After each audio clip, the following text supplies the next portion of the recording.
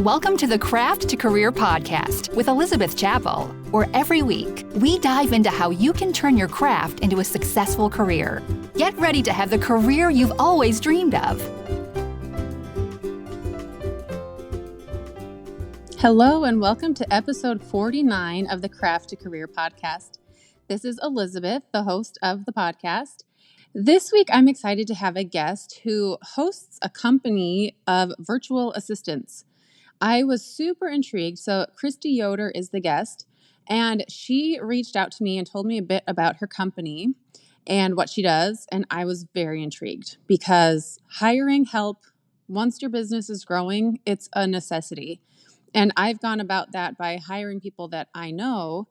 I don't know much about hiring virtual assistants. And so when she told me that that's what she does, she runs an entire company of virtual assistants. If you need help, reach out to her and she can match you up with a virtual assistant to take stuff off your plate, to help you with different things in your business.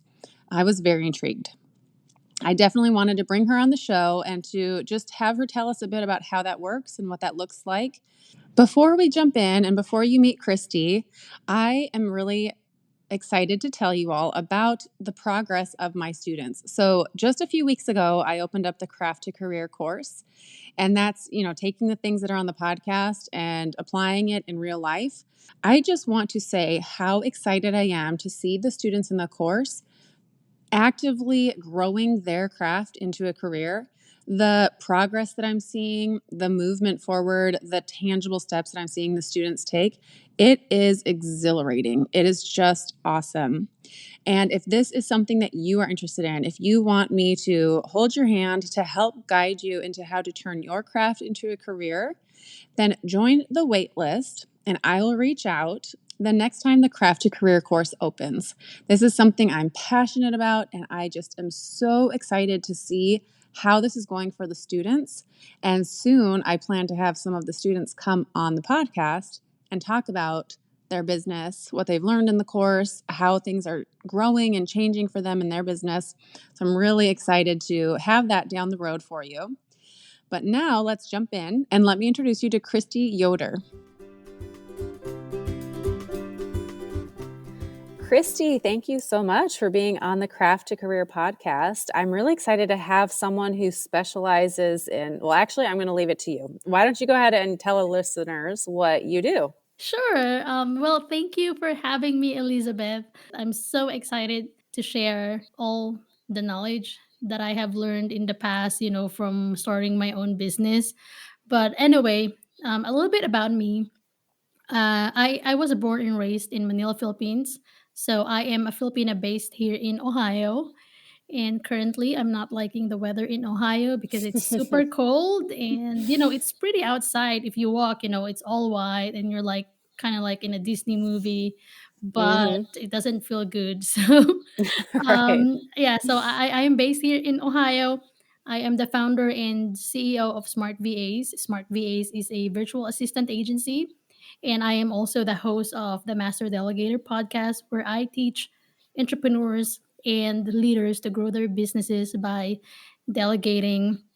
And as a multi skilled person, I consider myself a multi skilled person. I humbly worked my way from being a freelance virtual assistant and digital marketer to becoming an entrepreneur. And I am passionate about helping stressed and overwhelmed business owners get their time, freedom, and life back while I running love a it. successful business. And I have built and trained a team based in the Philippines to help business owners scale their businesses while living a freedom filled lifestyle. Because I know that that's one of the reasons why we started our own business, right? We want to have freedom and flexibility, and we want to do the things that we want to do. And now, as of today, I am now leading more than 70 plus team members. And together with my team, we have served more than 200 businesses in the US since 2020. And I grew my business from, $0 income to now close to seven-figure revenue. And I desire to help business owners do the same, or not, or if not, do better by hiring virtual assistants, or by outsourcing, or by delegating, or in short, just simply by, asking help from other people. I love it. I mean, there is not a person on the planet who's going to hear the word delegate and think, no, thanks. I mean, all of us, it's so nice to be like, here, do this for me. But I'm curious, you mentioned in there that you started out being a virtual assistant. Is that right? Exactly, yes.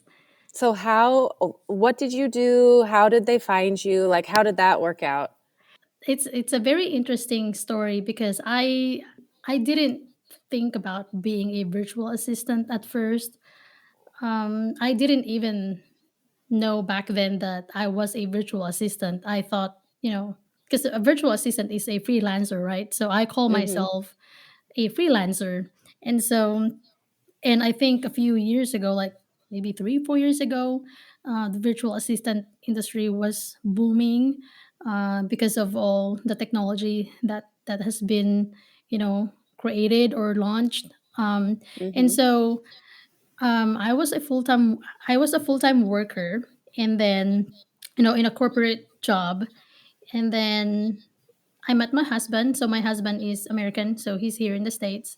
And then when we've gotten serious in our relationship, we decided that I should move to the States so I can be with my husband and I can be with his family as well.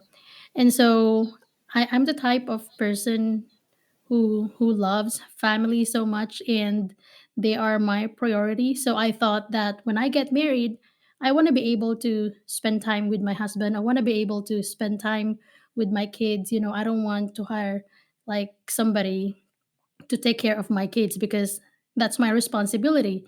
And so I thought, well, why shouldn't I look for like a job online, or why don't I try to like become a freelancer? And like what I mentioned earlier, I consider myself a multi-skilled person. Like I can learn things very quickly. There's a saying, like Jill of all trades but master of none. I feel like I'm that kind Mm-hmm. of person. I Yeah. know how to do everything, but I'm not really. I haven't mastered any of them, but I know how to do them, and I know how to do them excellently. But I'm not really. I find it hard to choose one thing that I just want. When I can do five things that I really like. So Mm-hmm. I'm that type of person, and so I started learning about social media. I started learning about website development, and I started from there. I honed on my social media skills and website skills. I also have, when I was in college, I studied computer science. So, web development is something that's not really difficult for me to do because I have an idea on how to do it already. But Nice. I just need to be updated on what tools I can use out there, like Squarespace, Shopify, WordPress. And so I started from there. And then your second question is how I found my clients, right? Mm-hmm. Okay. Yeah. Well, during that time, I didn't know how to find clients. And so I was Mm-hmm. just trying and testing different methods on how to find clients. And so I tried Instagram. And during that time, Instagram wasn't really like a thing compared to what it is now. So I went on Instagram and I messaged a few business owners, and I wasn't really sure if it will work or not. So I think I Mm-hmm. messaged like three or five, and two of them responded back to my message, and they scheduled a call with me to kind of see if I'm the right fit for their business. And you know what? One of those two business owners who responded to me, Mm-hmm. he's still my client up until now, and I'm not the one Really? doing the task anymore. Yeah. I mean, I just love that you reached out to people. So often people are afraid to do that, like, oh, what if I da da da da da? But you just did it. And now it's paid as literally paid off for years. And when did Exactly. you do that? Like what year-ish was that? I think that was like 2018. Okay. 2018, Wow. yeah. That's And awesome. during that time, I wasn't really afraid or scared of DMing somebody because I was just, desperate to find a client. And so I got to do what I Mm-hmm. need to do. And it Yep. worked. And from there, when I moved back to the States, and I expanded my network. I got so stressed and overwhelmed with client tasks, projects, and also, taking on sales calls. And so from there, I decided to hire other people to help me in the business. How did you choose those people? Like, how did you train and find people to join you in your business? Well, at first, I reached out to my friends in the Philippines because most of my friends in the Philippines, they are also like technical kind of, Mm-hmm. like me. And so I reach out to them if they are willing to like work part time for me or if they know somebody. And so and then a few of them, they were during that time when I messaged them, they were looking for a part time job online because in the Philippines, they don't really get paid that much compared to how we are getting Mm-hmm. paid here in the States. Well, the currency is also different. So if they get paid in dollars, even if that amount is not, you know, in it's not competitive to the minimum wage here in the States, it's still, a big amount in the Philippines. And so a few of my friends helped me out, and then um, and then there came a time when I ran out of friends to reach out to because I mean, it's not that I ran out of friends, but I ran out of technical friends whom I think would be able to help me out with my business. And so I tried looking for virtual assistants using Facebook ads, Okay. and also I tried Upwork, but I I don't know. I just don't recommend it because it's a very saturated place, and to it's really hard to filter out, people that you Mm-hmm. think would Who's be good, who's not? best for your business. Yeah, because if you post something there, you'll have like 30, 50, applicants, and it's like this is just overwhelming to like go through each of the resumes. So I use Mm-hmm. Facebook ads, and then because with Facebook ads, I can control it. Like, for instance, if I already receive five applications, then I can stop the ad. And so that's how I started it. And from there, I just made sure that I have the right questions to ask those people if they are the right fit for my business Awesome. and if they have the right skills. And then so my listeners who are small business owners, and I ask these questions because I like my listeners to think, okay, if I want to grow a business, let's learn from this. I could do what Kristy did, but also Mhm. they're most likely going to be looking for an assistant sooner than later. So can you speak to what your virtual assistants can help with? Yeah. So virtual assistants, I just want to make sure that people have the correct definition of a virtual assistant and what they really do. Because I feel like other business owners, when they hear the word virtual assistant, they think of them as like your online Right. secretary, Yep. you know, that if you don't like doing something, you can tell that person, to do that task for you.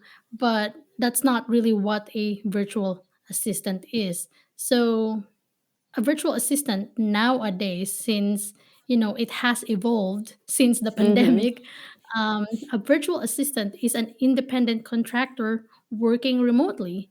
And so they cannot only do admin tasks for you, but they can do different things such as social media management, website design, graphics, podcast editing, video editing, podcast outreach, also research, and even SEO or Google Ads. So there are like admin virtual assistants, and there are also technical virtual assistants. So you just have to make sure that you find the correct VA that will add value to your business and that will be able to help you out with what you need. Okay. And so when you say find the correct VA, do you mean, well, probably both skill set, but also like what's really going to help your business? Should you be doing Google Ads Exactly. at this point, or do you need more help with SEO or that kind of a thing? Yep. And what kind of price point do you have? Is it based on what a person needs? Is it based on your employee and their experience, or how does that work?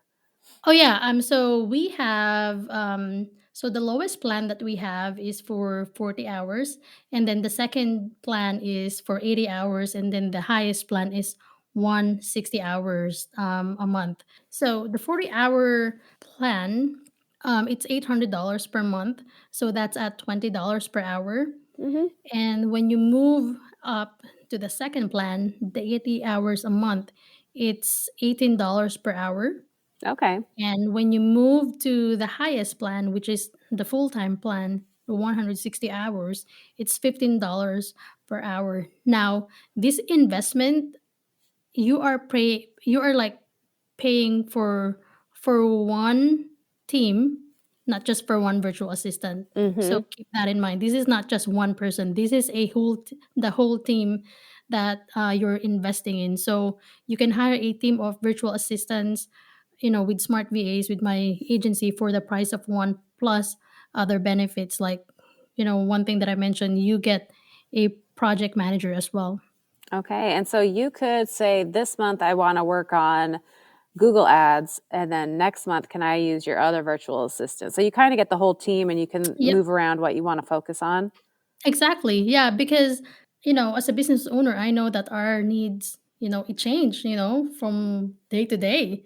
You may need somebody who can research on something today, but tomorrow you might need somebody to create a graphic, or the following week you might need somebody to do social media management, and you know, and that's okay, because I know, and I've experienced it firsthand, that we may have a strategy today, but we need to test out that strategy. So if that strategy does not work for a month, then you might have to come up with a different strategy the following month. Maybe you think social media management is where you can get clients, but after a month you see that there are no results, then you can pivot to a different strategy for the next month, and you don't have to worry about looking for another person to implement those strategies, because you have a team already.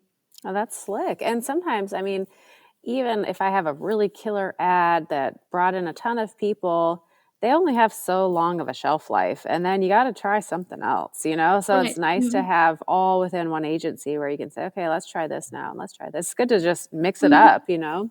Right. That's Yeah. really cool.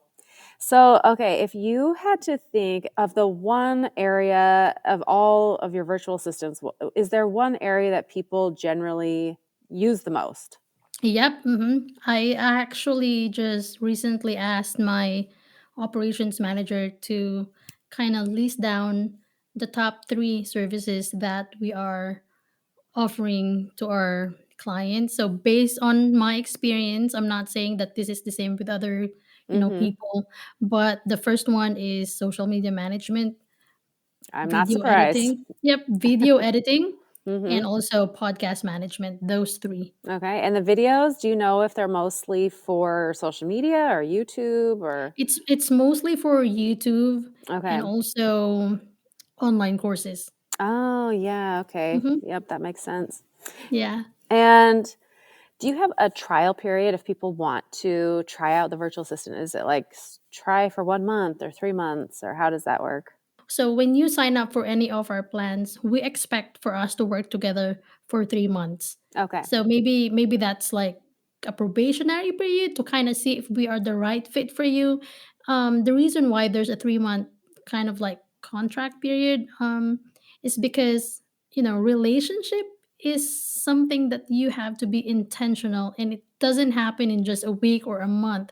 Sometimes you have to like really communicate with your VAs or your project leaders and meet with them more than once or twice or thrice to kind of build the trust, Mm-hmm. that is needed in order for you to work effectively, because without relationship, without trust, as a business owner, it will be hard for you to let go of the task that you are currently doing. So to answer your question, we have a 3 month period, and after the 3 month, if you feel like it's not gonna work, then you are free to go. But at least we tried, within 3 months, to kind of see, how we would best help your business grow and find, our like your groove to working with other people. Mm-hmm. I've seen that too. Like There's a learning curve on both ends where as you are growing as a business owner, you have to learn how to let go of things and let other people do it, and to learn how to create that content ahead of time so that they can work with it. Or, there's a learning curve, and then learning how to communicate. And I do think that that's fair to give it at least 3 months to figure that out, and see how it's going to Exactly. go. Yeah, and also like um, hiring a virtual assistant, this is not a short term strategy. It's a long term strategy because this is an investment. So, other people ask me, so how do I hire a virtual assistant? Well, first you have to change your mindset that when you hire somebody, it's an investment. You should expect, a return because you're investing, and you won't have a return if you're only working together for a month or two. Hmm. You need to really work that, work out whatever it is that you need to work out, your relationship, your communication, and it's also important that you give feedback to your VA so that your VA also knows how to improve his or her work. Yeah. And so, if you were to speak to a new creative entrepreneur who's thinking about hiring a VA, what suggestions would you have? My suggestion would be, and this is also one of the things that I have been noticing with other business owners, is that they don't know what to delegate. So Mm, when you think of hiring a virtual assistant, you have to make sure, like what I said, you have to think long term. You have to integrate your VA into your current strategy or whatever strategy it is that you are going to do in the next few months. It's not just, okay, I'm tired today. Maybe I should find somebody to do my social media management for a month, and then after a month you're going to let go of your virtual assistant. That is not how it works. Because your virtual assistant is also expecting for the both of you to work long term. So my advice is, don't hire a virtual assistant if you don't know what you are going to delegate, and if you don't have a strategy for your virtual assistant. I mean, not for your virtual assistant, but strategy for your business on how you're going to grow your business. So I think of it this way. So, like for example, you, Elizabeth, if you want to hire a virtual assistant, you should ask yourself, okay, what are my goals for the next quarter? So if my goal for the next quarter is to have more visibility and awareness for my podcast, then I would hire a podcast manager. And then you have to make sure that you know your hmm. metric, so that you can measure Yeah. your success. Okay, for the next quarter, I'm going to start hiring a VA to do podcast outreach for me or to post on social media for me. And we're going to try that for like maybe 3 to 6 months because podcast is a long term strategy.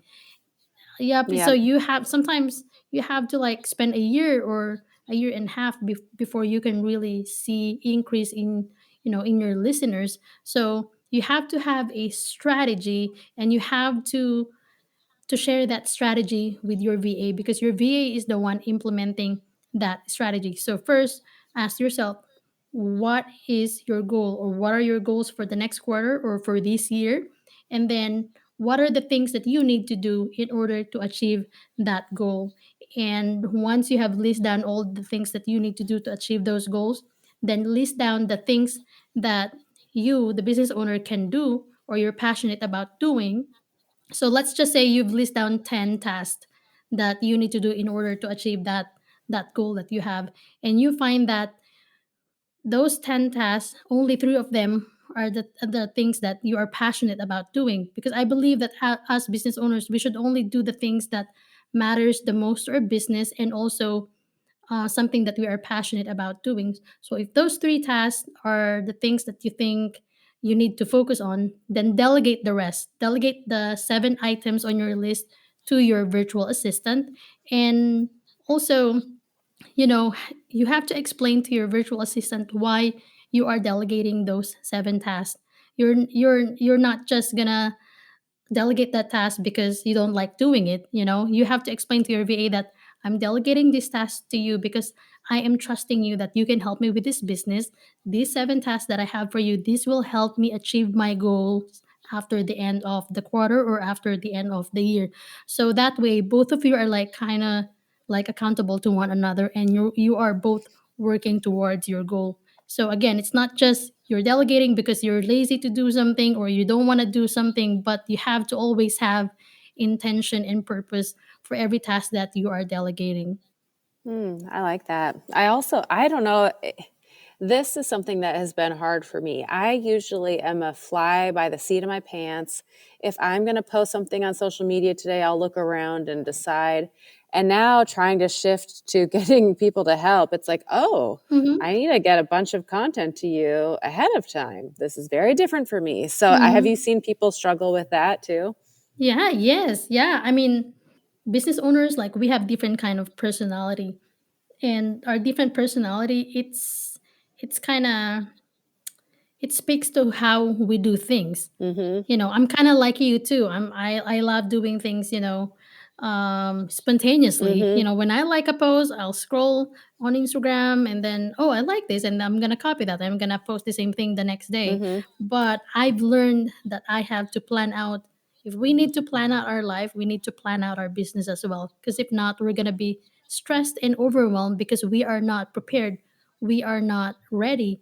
And also, you have to also kind of keep in mind that even if you plan your day or your strategy, like, make room for, like, for spontaneous activity, Mm-hmm. like, make room for fun. You don't have to be like very strict with your plan. You have to also give room for mistakes, because even however we plan out our business or our life, mistakes are inevitable, and those will help us grow even more as a business owner. So if you are the type of person like Elizabeth or me, we don't like planning things out ahead of time. We just want to, because Mm-hmm. sometimes we have that adrenaline rush, like, oh, I'm in the mood to do this today, but we didn't really plan out what we're gonna do for today. It's important that we know what we need to focus on as a business owner, and we need to focus on only the things that matters the most to our business, which is sales, strategy, and creative thinking. And outside the things outside those three things that I mentioned, we have to, like, delegate them. Mm-hmm. And it's true. I mean, I will say having to have a game plan of what are my goals for the year, break it up into the quarter, and then how are we going to accomplish that and what information do I need to get? That it does help. It helps the business. Like, it will bring you to the next level, and being able to delegate some of those things where I can focus on the areas where I'm needed and the areas where Mm-hmm. I'm not, it really does help with growth. So it is a really, I mean, once a business owner gets to a point where they have that luxury, where they can afford to do that, I Right. do recommend it. Yeah, exactly. And, it's not easy at first. It's hard. Even with me, it's still kind of difficult right now, because I have to really grow as a business owner, and knowing that I have 70 plus people relying on me, Mm-hmm. like, I have to, like, step up my game. I have to plan out, because if I don't plan, those 70 people are just waiting for me, Mm-hmm. although they are very proactive, but I am still the business owner. I make, the important decisions in my business. Yeah, exactly. So if you were to give just one last piece of advice to a creative entrepreneur in general, either a virtual assistant or just in general, what advice would you share with someone who's starting a business?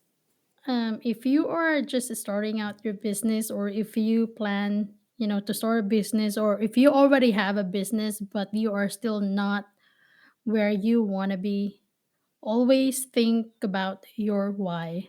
Hmm. Why? Like, why did you start your business? Kind of like myself, what I shared early on, that I started my business because I want to spend time with my husband. I want to spend time with my kids, in the future whenever we have kids. Mm-hmm. And so think about your why.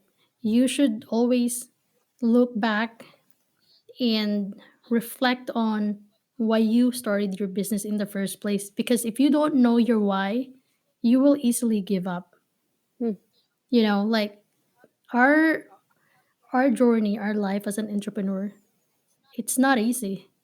it's not for weak people, you know. Mm-hmm. It's not for the faint of hearts.